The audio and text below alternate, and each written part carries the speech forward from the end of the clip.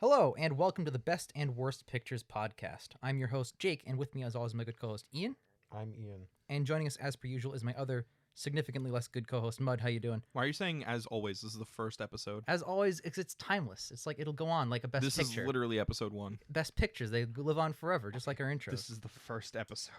Of what, you might ask? Well, every week, the three of us idiots sit down and review a Best Picture winner over the past 100 years or so and determine if it's one of the best or worst pictures as compared to the other winners of that time period. So this week, we're discussing the first Best Picture, as pointed out by Mud, Wings from 1927. And to start us off, Mud has collected some fun facts about the film, which Ian and I have not heard ahead of time. Mud, take it away. So there's just a couple things to go over about this film. It was released on August 12th of 1927 in New York. That's actually where they held the premiere. It was once thought to be a lost film until it was rediscovered in 1992 in Paris, and it was restored. And a fun fact I discovered, Skywalker Sound actually assisted in the restoration to create a sound version of the film, which features music and video effects. Yep. Wow. I knew that, actually. That's how I knew it was lost. I actually didn't. That's actually really interesting. Holy shit. Yep. That's really cool. This film was nominated against only 2 other films, Seventh Heaven and Racket. Wow. Something happened to the TV show. Yep. My brain just went immediately. It was also at a 100% win rate at the Oscars. It won this and Best Effects Engineering, which later on became Best Visual Effects. Right. It was also the only film to be nominated for visual effects. The person nominated was nominated specifically for their work in the movie Wings. The other 2 people nominated were just nominated in general. It's like if you were to nominate Roger Deakins for cinematography, you know, based on what he does, not specifically a film. So That's pretty cool. Do you know when it was lost? I do not. That's what they lost don't really means. know. That's Yeah. really cool that like a movie that would win arguably the most important The prize first in film what would become the first and most important prize. was basically almost lost. The film was directed by William A. Wellman, who actually served in World War I as an ambulance driver. That's important because this film's about World War I. Yep. He also has an uncredited cameo in this film as Doughboy. Looking through his other filmography, he didn't really direct anything else of much importance except for 1937's A Star is Born, which is the first version of that film. Yep. All right. He's also from Massachusetts. Out of curiosity, did that win? No. Okay. I know one of them won a lot of things. I think it was the middle one. Might have been. Might have been. Yeah, that's pretty much everything I want to go over right about now. It was released by Famous Players Lasky Corporation, was the production company behind it. What have they done recently? Oh, they went defunct in 1933. Okay. Thank you for asking. That's so long ago. Oh, I'll do you one better. Wings was actually their last major release. Yeah, that sounds alongside like it. the film It in 1927. Oh, I like that one. I bring that one up because the female lead in this film, Clara Bow, was known for almost nothing else because she retired when films went to the talkies, as they were known back then. A lot of people did. Yeah. With the exception of It. She was what was called the It Girl. That was kind of her moniker. Interesting. From 1927. It was released by the same company. I tried to look up what an It Girl was, and it seems to just be a sex symbol. I scrolled down on the Wikipedia page, and there were 2 related articles that caught my eye, which were sex symbol and bimbo. Okay. The only term "it girl" I know is the song, I think, by Jason Derulo. You Can Be My It Girl. You can be my slut. That's what that stands for. Pretty much. The other 2, the male leads of this film are Richard Arlen, who's not really known for anything else in particular, but did a lot. He also served in World War I. And Charles Rogers, a.k.a. Buddy Rogers. He was not known for much. His last acting credit was actually in 1957. Though something interesting I did discover about him was, 1, he was married to Mary Pickford, one of the co-founders of the Academy of Motion Pictures and Sciences, which is pretty cool. That's pretty cool. And he was dubbed by the media America's boyfriend in the 1920s and 30s, Huh. which I found very interesting because that seems like such a modern phrase. Like, Yeah. you know, Keanu Reeves is the internet's boyfriend. Yeah, I would call maybe Tom Hanks America's boyfriend in today's day and age. America's husband. Husband. Please. He's Long-term an old- husband. He's an old man. Yeah. So 7.5 out of 10 rating on IMDb, 79% audience score on Rotten Tomatoes, 93% critics score on Rotten Tomatoes. That pretty much covers everything I've written down, aside from some fun facts that I don't want to share until after the film. Okay, that sounds really fun. Yeah. Okay, I'm actually more excited than than before you said those fun facts, because this movie did not look terribly interesting to me. Well, But knowing that's that it the was actually idea lost, behind doing some pre-research. yeah, interesting stuff. Knowing that it was actually lost is actually really interesting. I thought that the Best Picture movies would be preserved to some effect. You think they put that shit straight in a Well, vault? I don't think because when they first started this, it wasn't like the most prestigious thing. Obviously, You're right. The first Academy Award show lasted 15 minutes. Really? Yeah. They guess just that makes presented the Oscars and went home. Yep. They weren't even called Oscars back then. They were just statuettes. Yep. Contrast that with how like the 3-hour 3 runtime. hours. The Oh my fucking God. performance, goddamn. Yeah. Like, remember like 2 years ago when they were like, we're not going to have a host anymore. And people were like, good. Mhm. Yeah. It wasn't the most prestigious award back in the day, and I think that might be part of the reason why it wasn't like as well preserved. That, and it's hard to preserve film, Yeah. You're right. especially during like the World War One era, end of World War One era, start of World War Two era, where people would be burning things and like, you know what I mean? Like, Mm-hmm.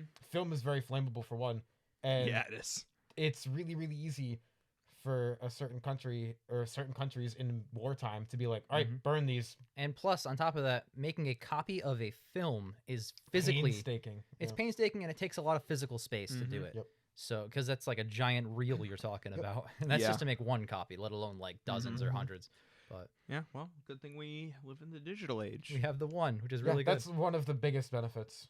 Yeah. Is it's impossible to lose a film now. Mhm. Yeah, you're definitely right. So we'll take a look at this, and Yeah. we'll meet you guys on the other side after we watch Wings.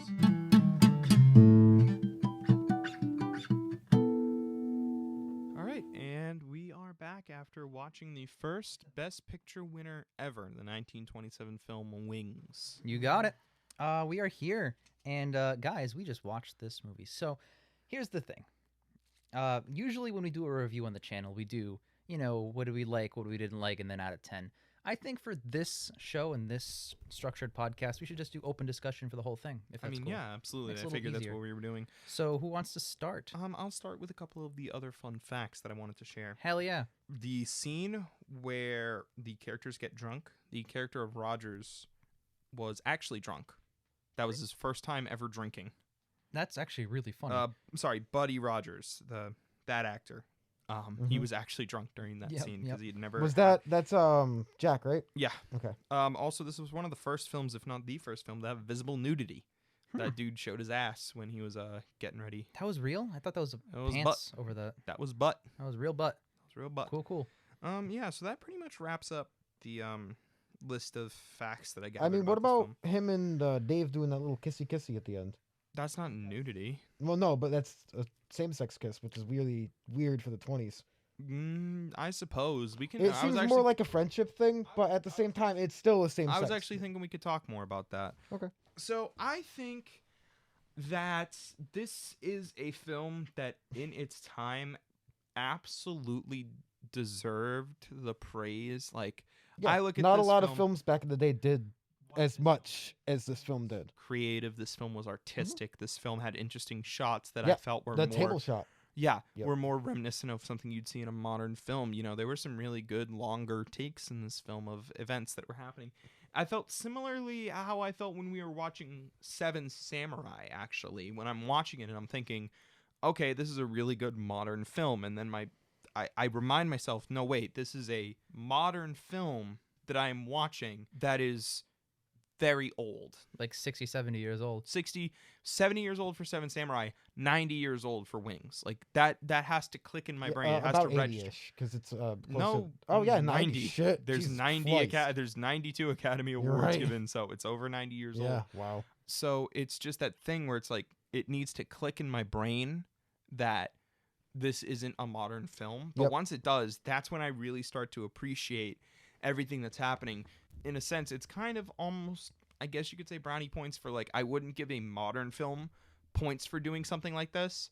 But when I remind myself, this movie came out 90 years ago, this was probably one of, if not Mhm. the first films to do something like that. Yeah. Like the swing scene where the camera is following them in the swing. Mhm. A lot of films nowadays do like POVs where they follow like the camera, you have the Mhm. camera mounted to the actor and you see the background moving, but they are stationary. Yep. Very similar thing with the swing scene where the swing is staying still and the background is moving back and forth. So there was a movie in the Monster-thon that did something like that, and I gave it credit for that because it was Exactly. It's And I was creative. one of the ones in the 30s. It's so I was like, the oh. kind of stuff like we were talking about. This is the first ever Best Picture. That's the kind of stuff that is pushing the boundaries of filmmaking and going, what can we do to transform this medium to make it more distinct? Because very early films in the early 20s and the 10s were basically, as you guys said during the Monsterthon, stage plays that were recorded. Yep.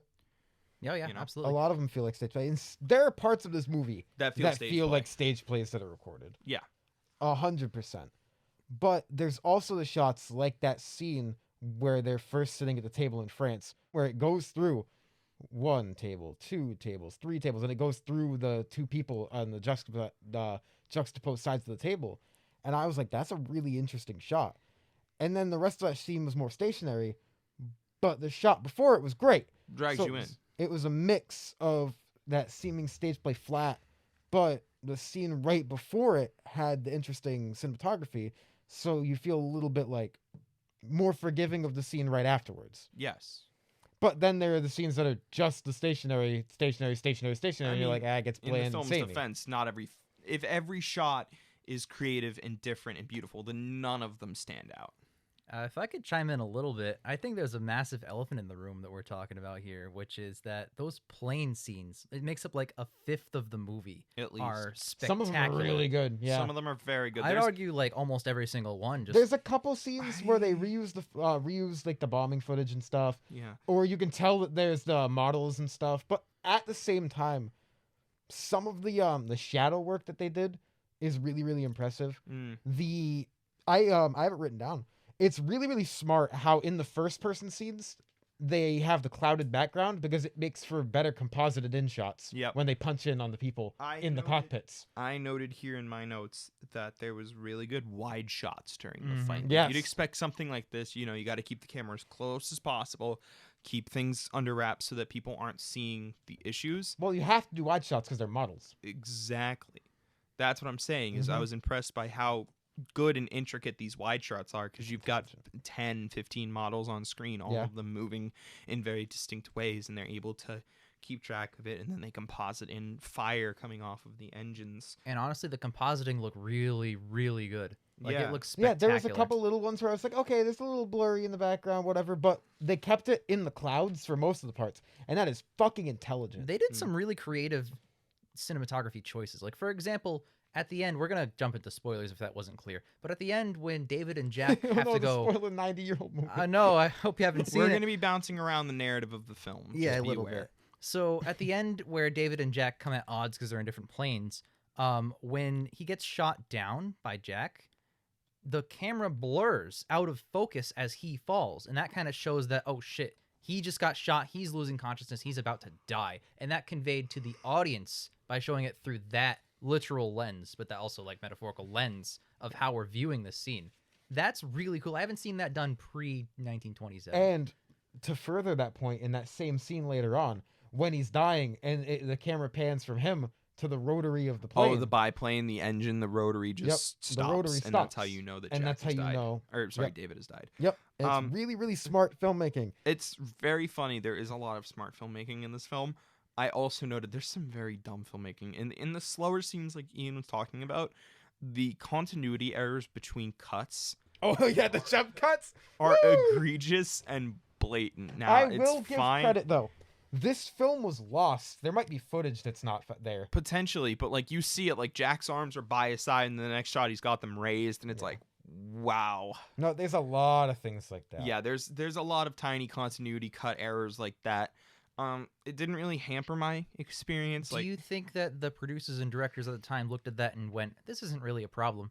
yeah, Because audiences don't really care. Like, what else are they gonna do? Reshoot it? It's not like you have the benefit of today where you can shoot something on digital, play it back, and go, oh, in this shot your arms are down, but in this one your arms are up. You need to. Right. Like if redo you it were to one way or watch the a other. movie in 2021 and you see a cut continuity error, a director is like, oh shit, we have to either reshoot that or cut that. If But I- it's kept in the final cut, I dock movies serious points. Yeah. Mhm. But I feel like in this time period, that wasn't a priority for directors. Like, I No. don't think they really cared that much about where someone's arms were in the scene. Yeah. Well, back physical back in this film's time, expensive. Plays were more big than film, Yeah, Yeah. exactly. so they didn't care. This was like a side thing for a lot of these people. I bet that like half these, I wouldn't be surprised to find out because I don't know that much. Maybe early films, I wouldn't be surprised to know that they only do like 1-2 takes. You know, like Yeah. what else do you need? Well, you don't have to retake if someone fucks up a line. It's just text.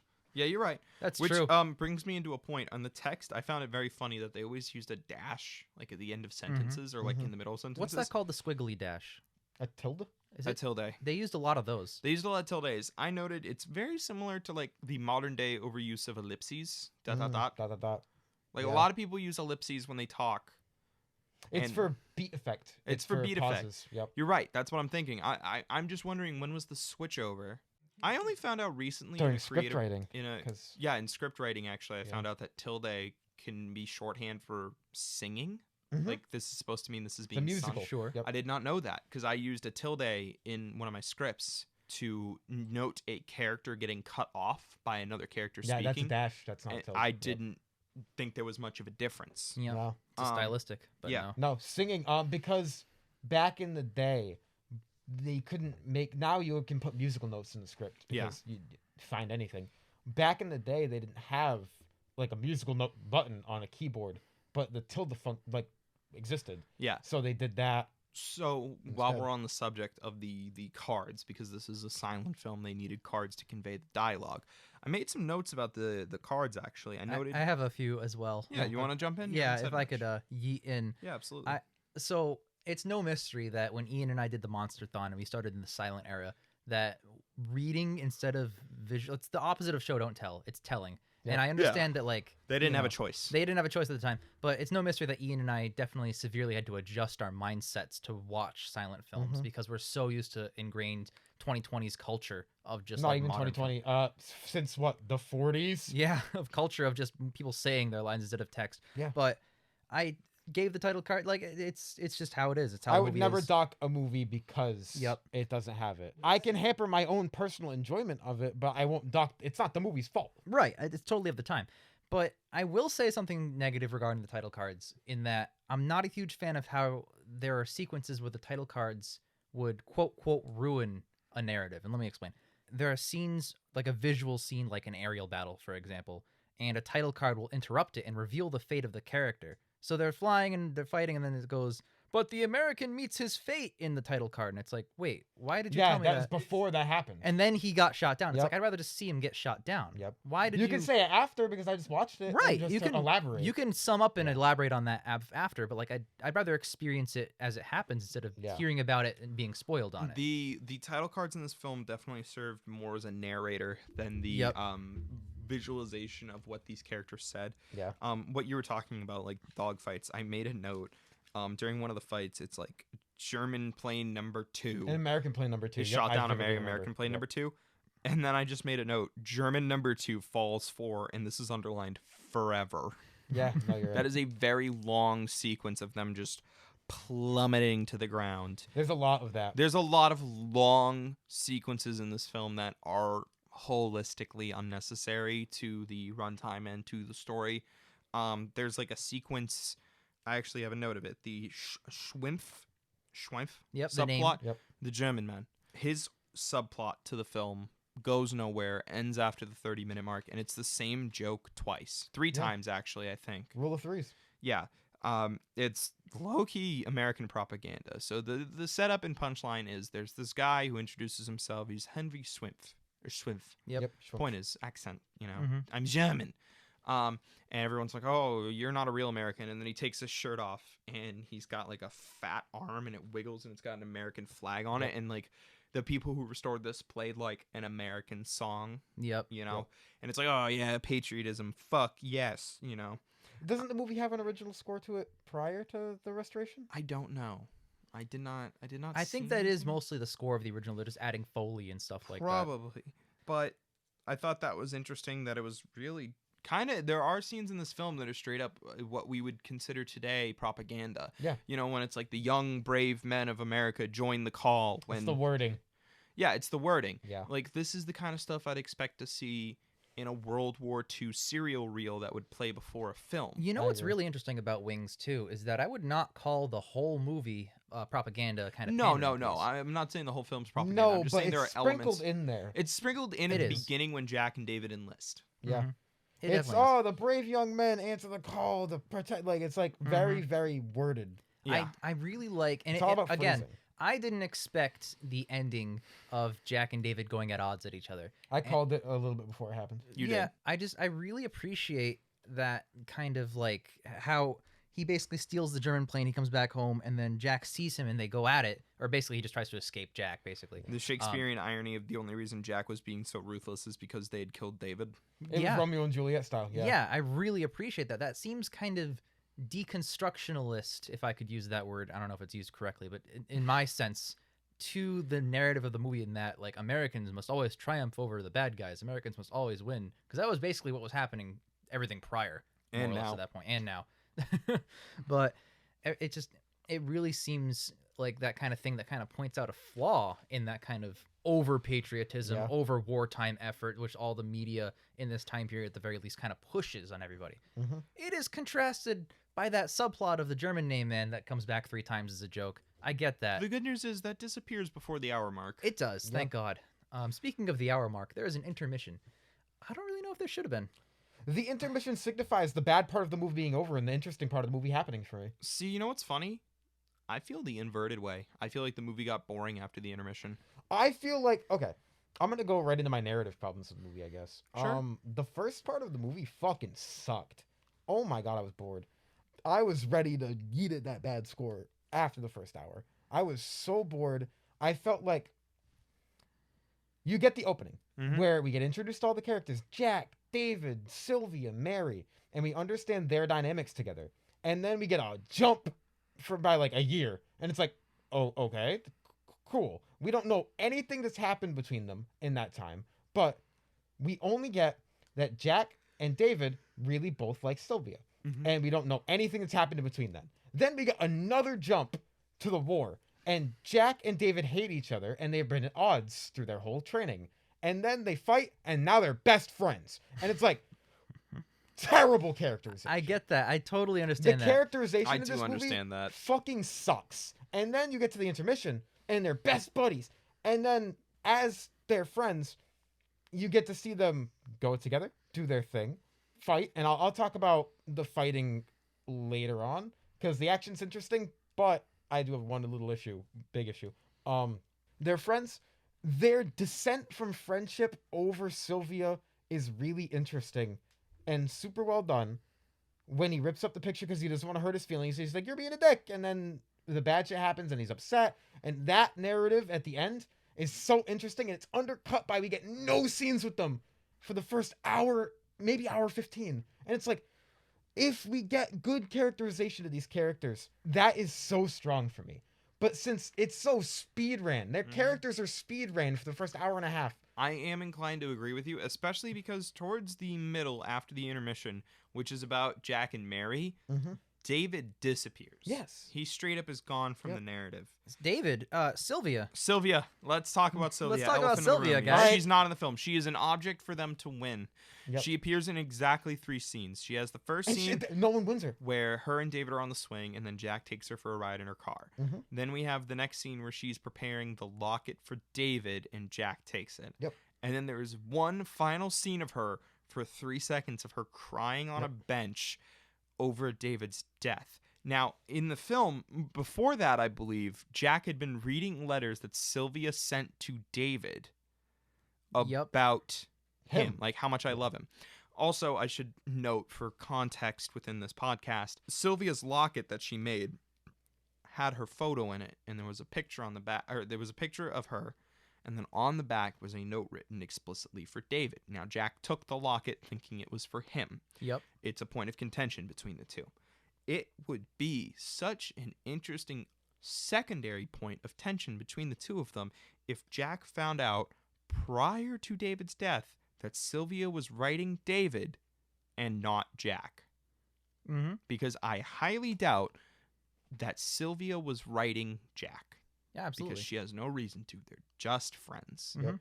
That kind of leads into my not my final point, but like a point regarding the finale of the movie, which is that a theme throughout the whole movie is the shooting star, and I love that how that kept getting repeated at very key moments in the story, like the shooting star, wish upon it, and what I will you would do? say it's a small detail of a larger theme about luck. Right, right, exactly. And I really appreciate how that keeps revisiting that. The end where Mary and Jack are talking about, would you kiss? What would you do? I would kiss the girl who I love, or something. And then like he that. finally kisses her. And they which finally is, kiss. I do not buy, and this is kind of towards Ian's points, but I really don't buy that Jack loves Mary. Why would he? He has no reason to. So she joins Jack and David on the front lines. Jack completely fucking ignores her the entire time she's there, and then she just goes home. Yep. Oh, she gets discharged because she's a whore. That's actually. right. That's right. Yep. She got discharged because she was wearing the dress. Yep. She was naked. They walked in on her naked. Oh, you're Yeah. right. Yep. So neither Sylvia nor Mary feel like fully fleshed out characters. I would only say that David and Jack feel like fleshed out characters is the latter half of the movie. I don't feel I like feel Jack. like- David's maybe David towards is, the end. I'd say David he's- has a lot of characterization towards the beginning and a lot of characterization his at parents the and end. stuff. Yeah, Yeah. with his parents and then his struggle to get home. But Jack is the consistent character throughout the film. But he doesn't feel fleshed out either. I'd He- argue he does. he like, feels fleshed out Well, enough. he feels fleshed out enough, but the first half he doesn't do anything. I am inclined to disagree. It's established that Jack, I would say he is less well off than David is because it's established that David comes from a wealthy family. So I think it's an interesting characterization of him becoming a star, which is his motif. He is a star. Yep. He's associated with a star Mm-hmm. through being an ace pilot. Yes. Now, I don't think the film always goes about showing that in the best way. I would like to talk about that right after you finish your point. Yeah. But I think that's a good characterization, and we see kind of the classic story of the kid gets swept up in the limelight, except it's in the context of being a war hero. Yeah. You know, we see that in the scene in Paris where Yeah, the girl wants the other girl wants to, he just keeps wanting to drink, and it's like, you need to go back to the front lines, and he's like, fuck that, I want to drink, but you know, in 1920s terms. Yeah. So I Screw think, off. I would like some liquid. yeah, and then we see the low points of him when he thinks he's lost his best friend, and he kind of goes on a killing spree, and he becomes a character that you would expect to see in a 70s or 80s war movie. You know what I'm talking about? Rambo. Like this Jack, the Jack towards the end of the film where he's just blindsiding Krauts in the sky. He went up the river with Martin Sheen. Yeah, You know what I'm saying? absolutely. So I think he does actually have a lot of characterization, and we see him No, I can concede hit that. highs and hit lows. I just think because of the inconsistency in time skips, I feel like he's not as complete because we miss out on so many chunks of importance. For example, I wrote down that first fight with Kellerman, Yeah. the flying circus captain, they've never flown a plane up to that point, and they're fighting a revered German pilot. They haven't never flown a plane. This They've was never their flown a plane on screen for us to see how skilled they are. That you make a good point of, but they were on the front lines at that point, and it was their first patrol. Yes. Or their first dawn patrol, so they had been in a plane before, but I do never understand your seen point. them fly. So, in audience perspective, you get, well, wait, so this is their first patrol, and then they meet the flying circus, like, fucking legendary German pilot. And it's like, you don't go up against a super experienced pilot on your first patrol and be like, yeah, it's fine. And the dude, how the fuck does he have this reputation as being, like, this killer pilot? He lets them go twice. He drops a fucking note. He's like the nicest war man ever. And he's the worst character in the film. Contrast that with Jack in the later in the Yeah. film when he shoots down David thinking he's a bad guy, lands, pulls out a knife, and runs over with a smile ear to ear, like, "Oh, I'm gonna go ahead and scalp you, buddy." Absolutely gonna fucking take that scalp. Yup. I have so many little gripes with things like that. Because we get so many time skips and time jumps. I've never seen them fly a plane, and all of a sudden they're going up against this revered German war man. And it's just like, holy... The funny thing is, like, the way they build up Colonel Kerman or whatever, Kellerman.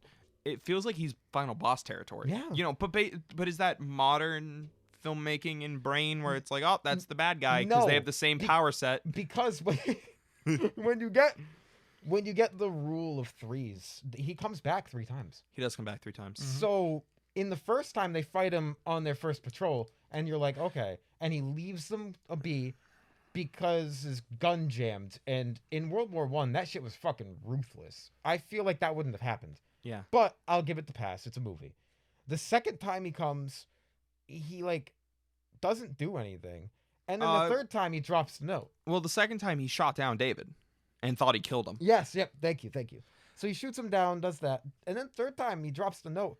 And then he disappeared. And He it's never came back. what? As far as I can tell, he never came back. Yeah, I don't think he did. We get the first two scenes of them flying planes are fighting a German like ace pilot and shooting down the what's the name of the ship? I wrote it down. The Motha? Gotha. And it's like that's like a bomber ship. Those are heavily guarded and like the first two They had times we see them, they feel a little bit overpowered for what we get for setup. The Gotha had 2 escort planes. They just feel like they're a little bit overpowered because of the lack of setup. This movie, as long as it is, they should have spent the first part of it setting it up differently. For me, I'm inclined to agree. However, I think it comes more to the second part. For as much as those dogfights were good, they are gratuitous and they do go on very long. And there are scenes that I felt were a bit unnecessary. Like there's a scene where I think Jack gets shot down early on, and he ends up in the trenches. And the Brits come and save him, and they're like, "Oh, let's come have a drink to good old the King and Uncle Sam." That goes nowhere. No, they never. There's a lot of stuff here that goes nowhere. The Schwimp stuff really goes nowhere. The Schwimp stuff goes nowhere. I made a note during their training. There's this guy who keeps getting beaten up by the drill sergeant boxer. That's Schwimp. Is it Schwimp? Yeah. Oh, I didn't even catch that because they didn't explicitly call him Schwimp on screen. Yep. But like that went nowhere. Although I did note there was a funny comedic bit when Jack and David are going at it. Schwimp is like, "Yeah, give him the old right hook," and he accidentally punches himself in the face. Yep. That was funny. Actually, it's interesting to see how the movie ends up being about David and Jack's relationship more than David and someone else or Jack and someone else. Well, it's the bond of brotherhood as opposed to... It's the band of brothers. Yeah. Based on the first like half hour of the setting up the relationships, I thought it was going to be like just a I standard thought it was love going to be like a triangle. love rhombus. Love rhombus with 4 characters instead of 3, and that was And kind it of weird. technically is, but that seems like a backburn. First of all, it really isn't because Sylvia isn't in the rest of it. In theory, it's like... No, in hang theory, on. like on the back burner, there's that, but Right. it really isn't. It's a about it. love angle with like an extra line. Because Right. It's 2 guys attracted to one girl who has feelings for one of those guys, and then another girl who has feelings for one of the other guys. Yeah. I really didn't like Mary. I'll get into Mary Preston's wonderful characterization later, but I really was really impressed. I mean, that- you could right now. I We're not will. talking I about will. anything else. I was just impressed by David and Jack being the centerpiece of the movie's story and the movie's themes. Just like these 2 guys who frenemies on and off, but then at the end of the movie, when Jack is so mad about David's death that he causes it. that he directly causes it, which is hilarious. But that's a nice little like you were right when you said Shakespearean bit of irony about that. That's a I perfect way to made describe it. another note that I wanted to highlight very early on when they went to basic training for flying camp after they were done with ground training. They had another roommate named White. Yeah, he dies immediately. He dies immediately after giving this speech about how luck doesn't matter. Yeah. And I noted here, luck equals Dawson. Yep. He's Dawson from Overlord. Yeah. The litmus test, I would say, of this character's here just to say something And then then die. Yep. And motivate the characters. Motivate the characters. I you felt know? a lot of that during this movie. Yeah. Can I But, just say, you mentioned the training sequences. There's some really impressive coordination. There are a lot of long sequences of a bunch of soldiers rigorously training in unison, like hundreds on screen maybe Yeah. at a time.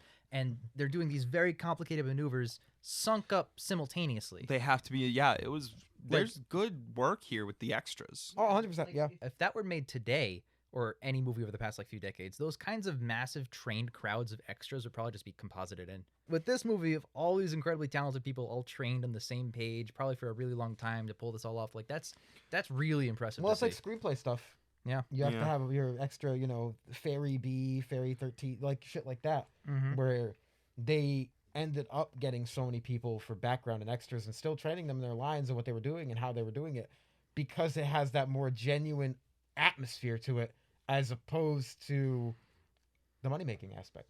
You're definitely right. It feels less cheap. You know what I mean? And granted, CGI is not cheap, but it takes less time. Yeah, it looks real when it is real, but the fact that it is actually real with like all these people doing all these wonderful things like perfectly sung up and not one of them is screwing up on this take. Holy crap. Mm. The amount of like direction that you need to have to perform that kind of thing. I'm sure they had a lot of people more than just the one director of the movie working on this movie to make sure that everyone is on the same page when they're working, and that's just to me that seems really spectacular to see. Absolutely. It's the kind of thing you don't really get to see in modern movies anymore because you just know how easy it is to make everything just take this one guy, Control C, Control V, Control V, Control V. You know what I mean? Like, Yeah. And these guys are in orange. These guys Yeah. are in red. or you, It's you like, could you could feasibly have 10 extras play an army Yep. today. It's like one of the biggest examples, the Clone Troopers. Mhm. They're copy pasted. You know what's funny? Literally. Another example is the Matt Reeves trilogy of Planet of the Apes, where Andy Serkis, Toby Kebbell, and like 3 or 4 other dudes play an army of apes. Yep. Yeah. Like there's 5 or 6 actually trained mocap performers at all in that movie that play the apes, and they have armies. By the third one, there is war for the Planet of the Apes. Yes. With armies quite of literally monkeys. the movie. That's incredible. Yes. So the But fact they that all look real. they all do, they all look real, and none of them feel out of place or copied or lazy or stupid. Yeah. And- That's how you do it right. Right, but as far as actually pulling it the fuck off, if you made the Planet of the Apes movies like those movies to like in 1927, Oh my god, all the you have to costumes hire alone. fucking 100 monkeys and train them all to do all these monkey things. Or all the costuming. Yeah. oh my Oh, god, when we did Costume. Planet of the Apes done. Costuming. costuming. We'll talk yeah. about it. Circling back around to some points that I wanted to make earlier, but we missed. The title cards. Yes. I don't know if you guys picked up on this, but whenever it was a war fight, so the title cards appear in the clouds because this is a film Right. about flying motifs. Obviously, you show them up in the air. Whenever it was a battle, they were storm clouds. Mm-hmm. And whenever specifically the Germans showed up, it was an iron cross, which was their iconography in World War Not One. pick up on No, I that. Yeah. noticed that. There was an iron cross whenever they talked about the German soldiers. Towards the end, there's a ground fight. I don't remember which fight it is. Then it just goes all over the place. There's a tank. There's an American flag. There's soldiers. There's a It's when statue. Jack is flying and he's gunning down people on the ground. So Yeah. he's closer to the ground. But I just couldn't follow a motif there. Mm-hmm. You know, like Oh. it was simple before. It was clouds, dark clouds for a storm, iron cross for the enemy, Sepia for day, blue for night. sepia for day, blue for night, Gray for in between. gray for dark moments, gray for Yeah. intense moments. Yeah. But I couldn't follow, like, it was showing, like, in that scene with Jack gunning down people on the surface, there was an American flag, a tank, soldiers, a statue, and I couldn't discern what it all meant. Yeah, I noticed that as well. I think it was just more of like what was going on the battlefield per what was like happening in the background for those cards as opposed to the motif. Maybe. I know we've talked a lot about title cards, but I got to add this as well. It's strange that they only use title cards, very select integral lines of dialogue. Yeah. There I were didn't like times where that. their mouths were moving and we Yep. would get no context for You're what was left being to said. interpret what else is being said based on A, lip movements, I'm and really B, good at reading mannerisms. There was Understood one a lot scene of where, it. to be fair, Jack looked directly into the camera and he said bastards, which made sense because he had just gunned down a bunch of Germans. Yep. I didn't get that though. Ian had to say that for me to get Yeah. that. Like I really I am good wish- at reading lips. I actually understood a lot of what they were trying to convey in the movie. I'll be honest, if it was, I was never concerned with like squinting at their lips because I always thought, oh, there's a title card right around the corner. Sometimes there was, sometimes there wasn't. Yeah. Didn't really matter. I to like me. to pay attention because one of the best things about watching a fucking movie is how people interact with each other. And I want to iterate. Silent movies have their merits. One of my favorite, Cabinet of Dr. Caligari. One of my favorite films Not a of all talkie. time. Not a It's talkie. not a talking movie. It's fantastic. But character interaction is so important for me, personally. Because when it comes to film, how people interact and what they're doing with each other and how they're acting and how they're speaking to each other and their inflections while they do it and their body language while they do it. You still get the body language and their facial expressions, but when you don't hear how they're saying things, it loses something. I agree. I do agree. It's like texting. Film is a You're visual, missing something. It's a visual medium. Yes, it primarily. But that audio medium is so fucking important. And audio is important as a complementary to the visual Yeah. medium. I mean, they started out as silent films They because you started don't as need purely noise. visuals. You can technically watch all silent films without any noise or sounds in the background. That's God, that because- would be infuriating. Imagine watching 2.5 hours of silence. sounds terrible. But no, I really do. I really do appreciate some of their use of title cards, but I'm really kind of distraught that a lot of what they said. And I know Ian's good at reading lips, but there were even a lot of scenes where none of us knew what the hell they were saying. None of us said anything, you know? None of us knew like what the hell was going on. I actually assumed you guys were doing the same thing I was doing. That's my fault. There was a scene where Jack and David were fighting. It wasn't the boxing scene. It was another scene where they kind of had like a little bit They of were a spat. arguing when they ripped the picture. You brought the picture. Yeah, that There's brawl. several moments in that scene where they move their lips and nothing. There's Actually, not right before the general comes in, Jack has this like 30-second quote monologue, and it doesn't title card what he says. So I have no idea what the fuck he was it talking was the about. 7 words you can't say on TV. It was just all those swears in See, a row. a scene like that's definitely enhanced by audio Mhm. because you see the passion in those moments. You know what I mean? You miss something like I that. totally get if you want to leave out something that a character says or does to influence the audience. Especially if it's not important too. Right. Some lines of dialogue aren't important. I get That's that. why the phrase throwaway dialogue exists. I get that completely, but I would say that like That's important. Jack saying something could be integral to his character and his arc. Like if he said, "Fight me right now. I don't care. I'll take you down. I love her."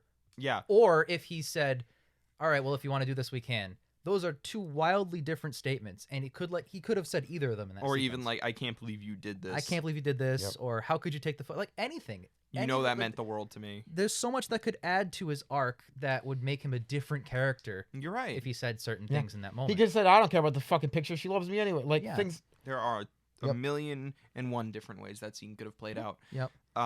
I do agree though, because that was supposed to be kind of a crescendo to It was a pivotal plot point. if That's we the were pivotal plot point. That's the part of the movie the where I'm Dark like, Knight of the "Ooh." Soul. Yep. That's the Dark Knight of the Soul scene where their friendship that has been forged through fire and through flying breaks apart. I mean, you could say when he dies, it's more of the Dark Knight of the Soul. Fair. That's the end of the film though. That's not well. That's No, not, when he dies, quote. Oh, that's also true. when he thinks he's dead. Speaking of his death and the way it crashed into the house, this film is stunning miniature work. Yes. Oh yeah, Mitty's great. The miniatures were so good. I thought half of them were real. I noted this. I want to note this. The crash at the end. I made a note. The crash at the end that takes David's life.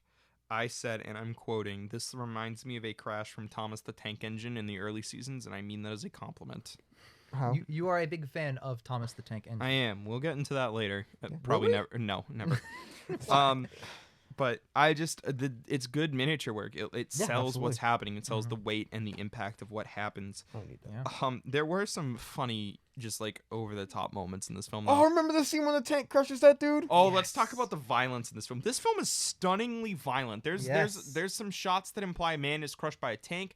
A bunch of soldiers are buried alive in Planes a hitting building. buildings? Buildings Yeah. hitting planes. Planes hitting planes. Bombs landing on people? A dude straight up gets bayoneted. Yeah. Yeah. Like on screen. It is a wide shot of a field. You see a dude get knocked to the ground. Soldier picks up his gun and just boom to the Mud. chest with a bayonet. I can attribute this partially, not even partially. Film ratings didn't exist. You're right. And what was the other thing? Hays Code. There was no Yep. Hays Code yet. Yeah. No TV. No, this So- was a lot of audience's first exposure to this kind of stuff. Yeah.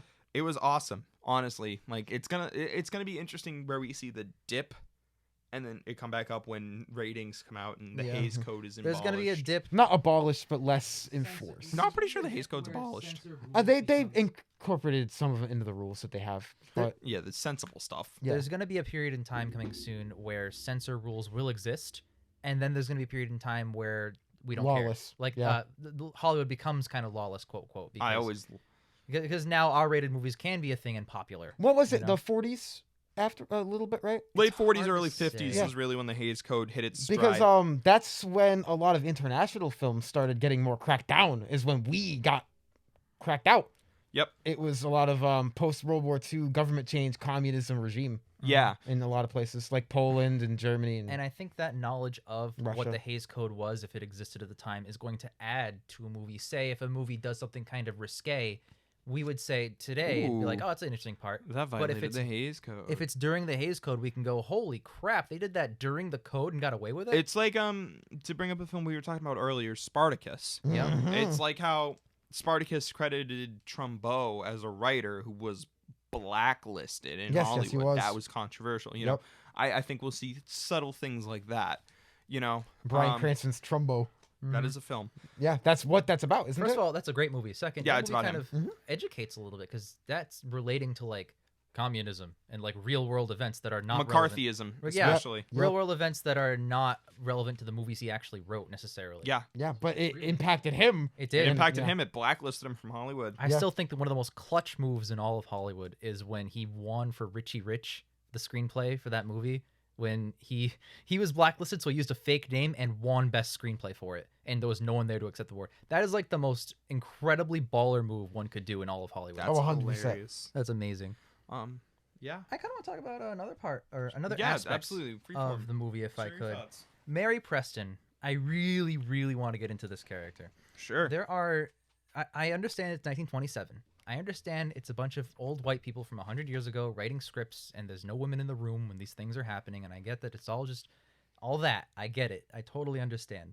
But their handling of the love plot regarding Mary Preston, I get, we can criticize, what's the other girl's name, Shirley?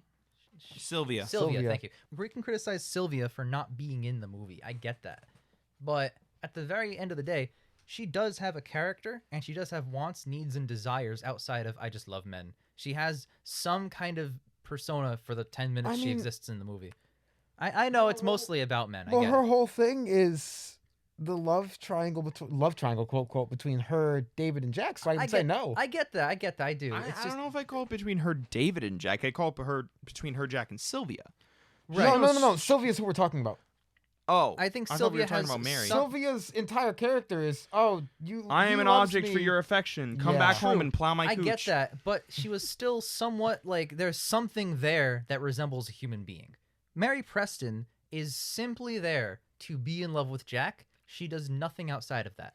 She even enlisted in the war. She is so in love with Jack that when Jack straight up ignores her, goes and gets Sylvia instead, like as a girlfriend for that period of time, goes and rides off with her, she's sad for a second, and then spends the entire rest of the movie still in love with Jack, still pining after him, still happy manic pixie dream girl-esque kind of trope character, still going after him. And then the entire sequence to Jack and David happens, like the finale where Jack fucking kills David, and then she's like, wish upon a star, kiss the one you love, hoop-a-doo, and they make out. First of all, I don't buy that he's in love with her. He's not, based on the entirety of the movie. Second, what the fuck is wrong with her? At a certain point, you let go.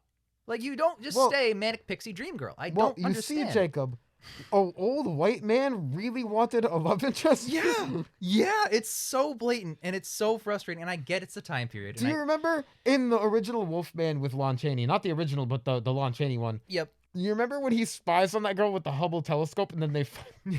He tells her, or rather, he very strongly implies that he's been spying on her via her and bedroom then she's window. like, oh, so handsome. That's so nice. I'm gonna Dude, get with you. This is that, but 20 or 30 years in the I know. past. It's just really frustrating to see how Jack and David have characters, and Sylvia has half a character, and Mary is just there to suck Jack's proverbial dick. And literal. And literal dick by the end of the movie. One of my... Well, okay. That's... For me, that's more of a culture of the times thing. I agree, but We haven't talked a lot about the culture of the times. We talked a lot about I it during was the movie. surprised by some of the culture of the times. Like we're as we're talking, we're looking up reference imagery for this as we're working, and I can see right there's a picture from the shot of David and Jack kissing. Yeah, that's... Which was very interesting. It was Jack embracing David's body upon death, and Jack even moved David's arm to be closer to him. He hugged him, yep. The intimacy of this Mm-hmm. film shocked me. Maybe it's because we're repressed emotionally. To give a lot of context into this, war has always been, throughout history, the bond between your Men. blood. Your Yeah. bond between men. The blood brothers that you share the battlefield with. Like the 300, they were fucking each other the whole time. Yeah, but that's more of a Greek thing. They invented anal. But like that historical brotherhood of war has always been there throughout time. You're right. I'm just saying it's interesting to watch this film now in 2020 where we would relate that to Homosexuality intimacy or and intimacy, homosexuality. Like there's a scene where they're being thanked for their bravery, Jack, David, and the other aces, and their commanding officer kisses them on cheek. both Yep. cheeks. It's not- Well, like, it was France. The French officer was doing that, and that's a customary thing for them. That's why when I watch a movie from a time period that is different than the ones I know a lot about the 70s, 60s, 80s, 90s, the 2000s.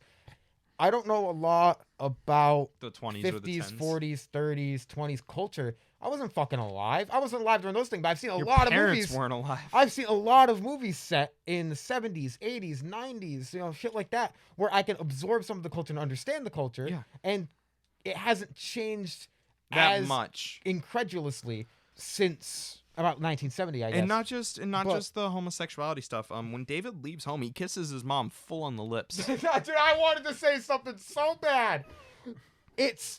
People still do that, but it's considered weird. Dude, Well, that might just be 2021 logic and culture. No, 2020, Tom Brady kisses his son on the lips. I'm sorry.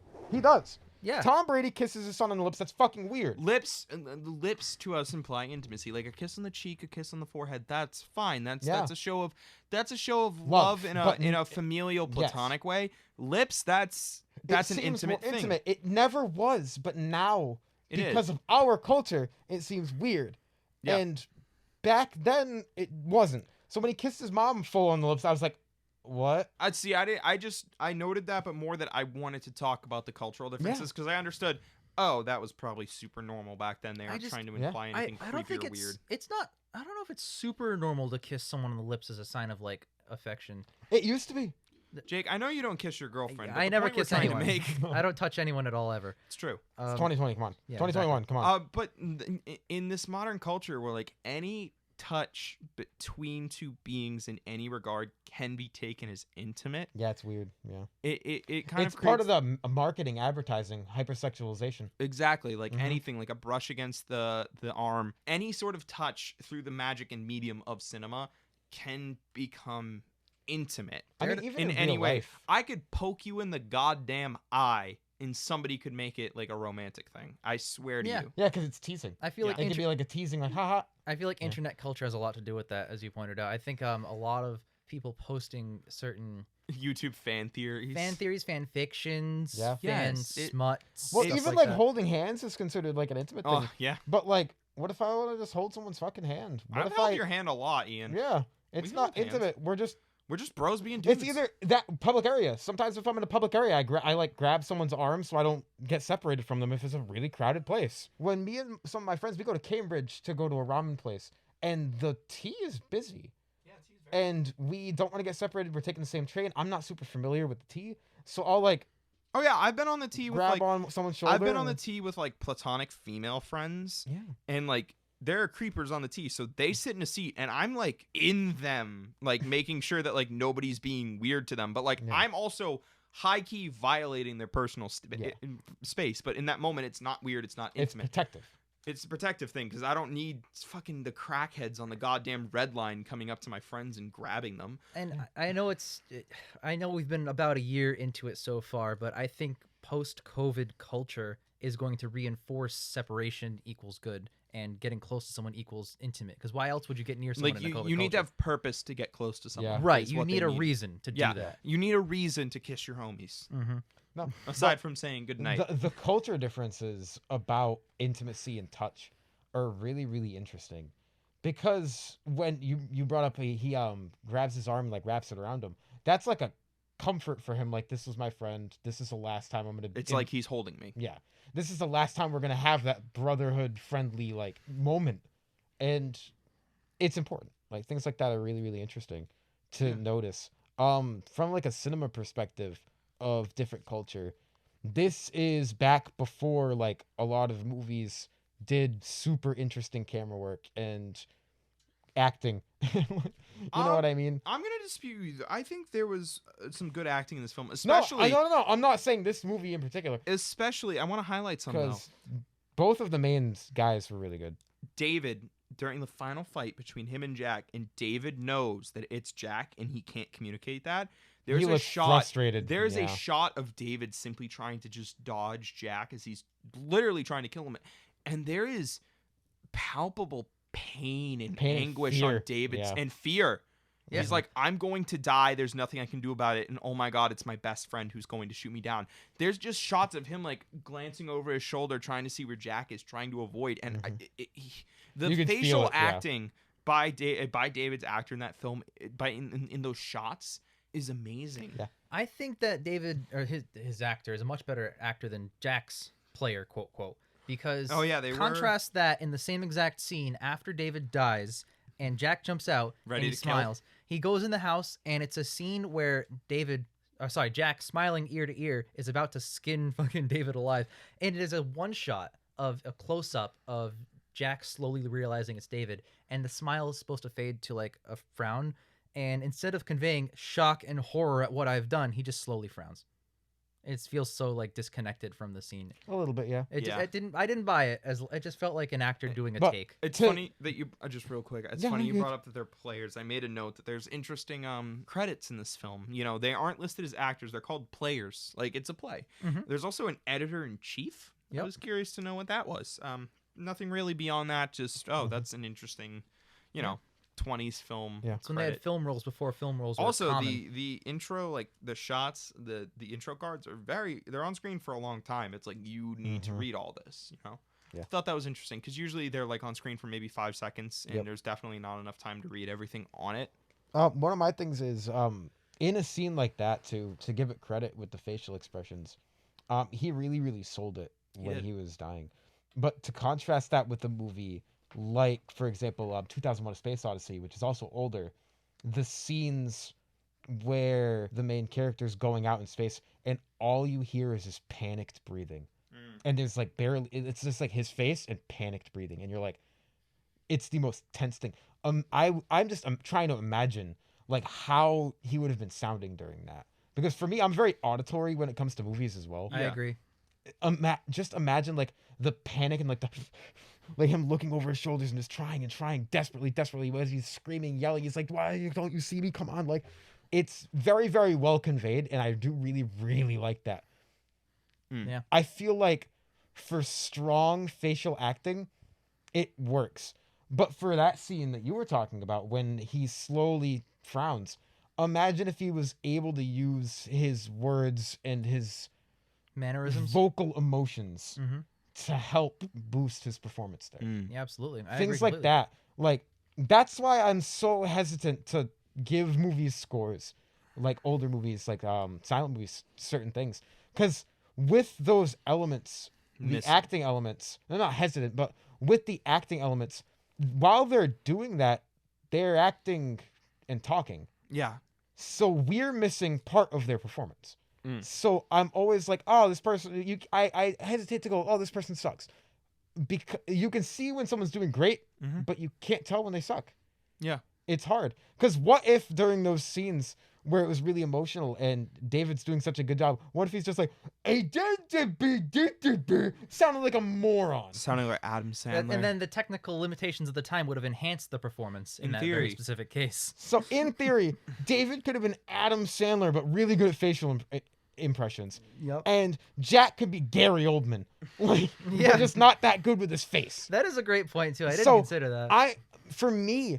We're missing part of what they were doing, but with what we are given, we can only judge them. I guess all I can say to that is that the actors know that they're in a silent movie. So they Yes. know that what their audio is doesn't matter, and they just need to focus on their visuals. Mhm. So they can walk in and just be like, David, no. Yep. So, yeah. So I the, would be pissing myself if I Yeah. was Jack. so like the actor behind Jack would know that, hey, the movie is resting on my shoulders in this one very specific scene and shot, so I need to give it my all, and he Mhm. did or didn't. Well, if they were players instead, if they were more used to doing plays, their audio still in plays Right. existed. You're They're totally right. speaking So- from the stomach on set. Yeah. Yeah. That'd Plus, be very like, funny. Fun fact: in plays, no close-ups. Your Yeah. whole body is always there. Yep. So Yeah. So things like that, I think it's really, really interesting to think about. Because there's a huge difference between a movie and a play. I think so too. Yeah. Like, absolutely. especially old-time movies and plays. Yeah. So- it's only like after the first few decades of movies existing did they start to play with the camera being in different spots or doing I different get it. things. You know what I mean? Like the late 30s, like early to mid 30s. 40s. Yep. Because in Frankenstein has a lot of interesting camera work. It really is, does. Although I will say it's mostly a play. Yeah. Frankenstein is mostly like the camera's steady. Yeah. You know, just kind of But Center of during shot. during the scene where he throws the girl, Mhm. there's a lot of really interesting, like when he throws it Oh, yeah, the you're right. camera, like there's a lot of there are elements in this film too. There are elements in this film, like the table shot, like we mentioned, the swing shot was really, really cool. The driving shots, it's POV of the driving scene gets on the Yes. thing of the car, the plane cockpit parts with the composited green screen Mhm. backgrounds. Yep.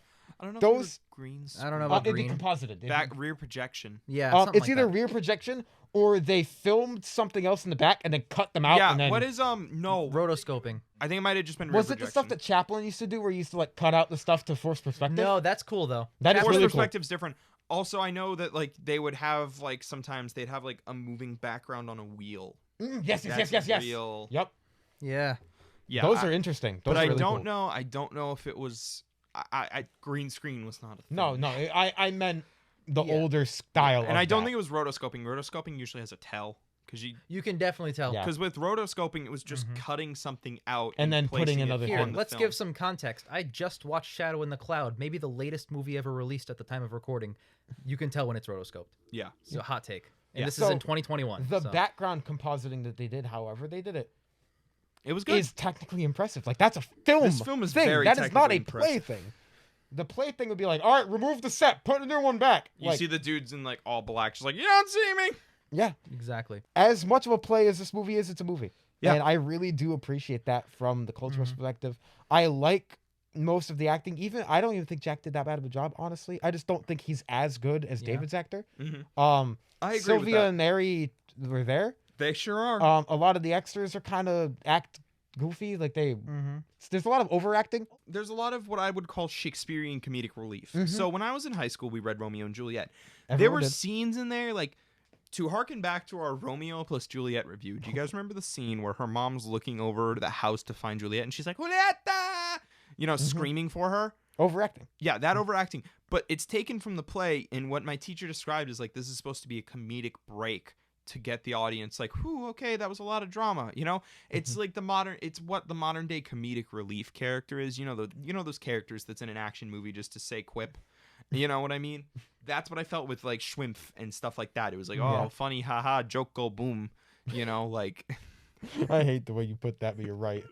But you know what I mean? It's like these scenes are meant to break up the drama, but it ultimately adds nothing because it's these side characters who go nowhere, have no story. It's just Mud. them doing like light Buster And Keaton. I want to put a point on this.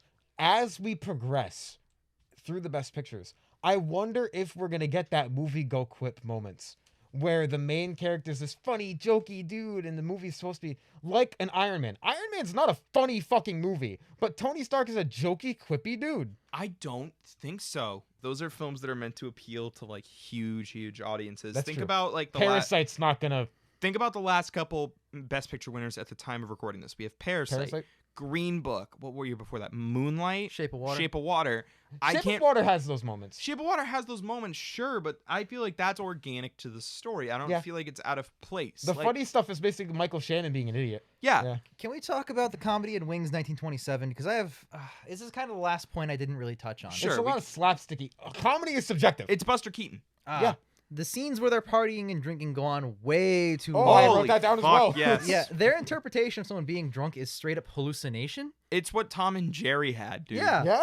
The subplot involving him seeing bubbles everywhere feels auxiliary, unnecessary, and pretty stupid considering that's not what alcohol does at all, A. No. And B, it doesn't add anything. The only thing I can think of in the context of the movie that scene adds is Yeah, that characterization blows off between him and Mary. it has him, Mary, and I believe Sylvia is also there. No, Nope. it's just some French woman. What It's the some fuck? I whore. thought that was Sylvia. No, it was not Sylvia. Why would Sylvia be there, man? Good point. Okay, so it's just him, Mary, and some bimbo, and they're just chilling. And he goes sees a bubble sparkle in the dress when she dances, and she go, "Oh, I should dance better," and she dance a little bit more. Who have most bubble? Ooh, bubble in the Ooh, dress. bubble, Ooh, boopy bubble. bubble, Oh, bubble, bubble boopy fly in the boppy air. boo. Whoop-a-doo. I Like, know it's what you the mean, though. dumbest Yeah. thing, and it goes on. I didn't like that for- scene either. How long was And that? Like 20, 30 It minutes? was 20 like minutes. 20 minutes. And then So that gets long. Mary kicked out of the film. Yeah. For like the back half of Yeah. it. It's Yeah. like, Yep. holy fucking shit. After that, I feel the film picks up a lot. Mm-hmm. That's why I was fed up because I was bored. I sat through so many fucking Monster-thon movies. And then Jake's like, "But let's watch The Silence again." And I'm like, no. To be fair, this is the only one. Yes, and True. I'm so great. Except that one with only one dialogue. The artist, but that's from 2011. Oh, so Jesus like Christ. We'll get there in a while. my point there being I think they'll be Yeah. able to keep because that's modern audience Yeah. silent film. Like Well, I think they'll most be- of them are going to keep my attention. I know I don't like Casablanca. It's not good. But for this, I was very, very bored for the first hour.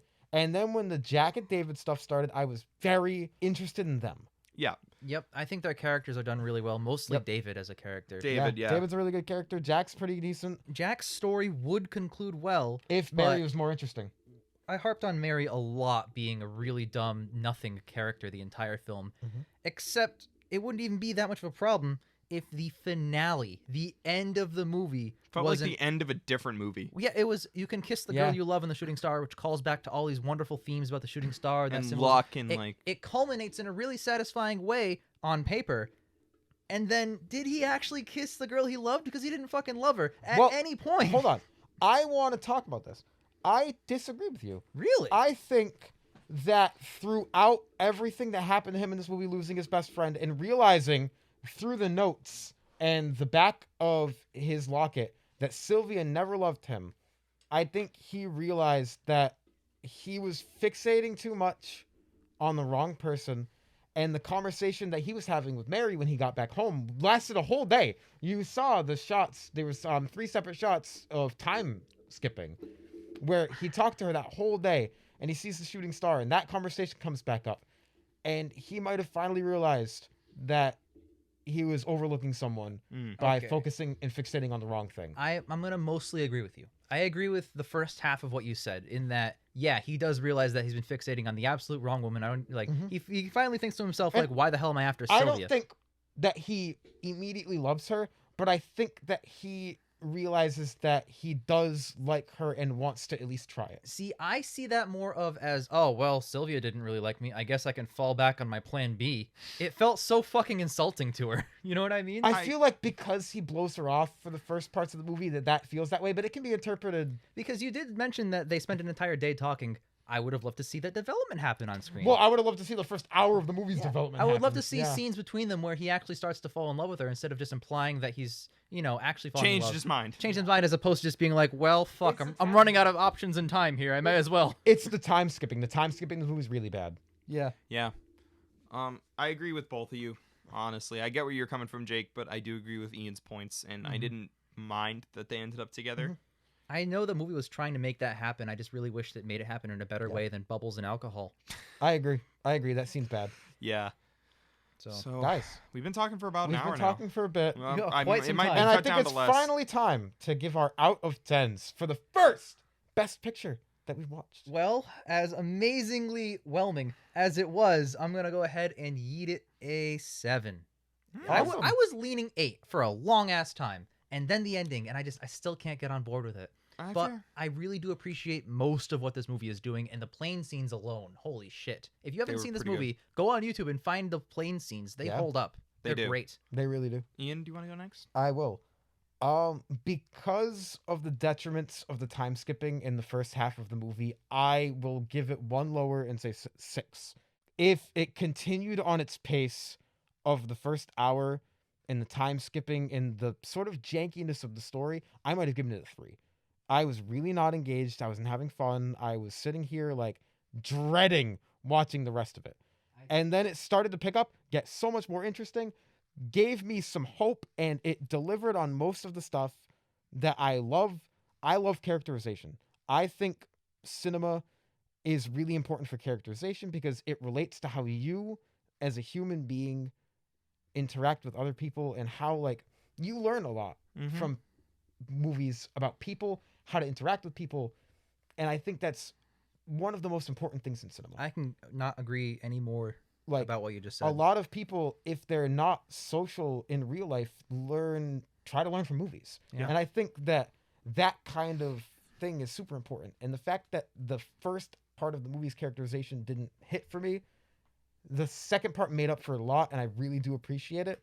That's why it's a positive score. If the first part of this movie was just as good as the last, I'd be leaning towards an 8. I agree completely. Mhm. But for me, I think a 6, because of the technical things throughout the whole movie, it's super technically impressive. I hate the soundtrack. It's bad. It's overbearing and annoying. You got to and counteract that though, because a lot of the soundtrack was done by the '90s team. yes, and that's why I'm not. Yeah. Yeah, that wasn't original. Some of it probably was in the movie. Yeah. But Right. for Maybe. me, No one's I- gonna know. You know? I think that it's overbearing and the switches are too stark. Yes, I noticed that as well.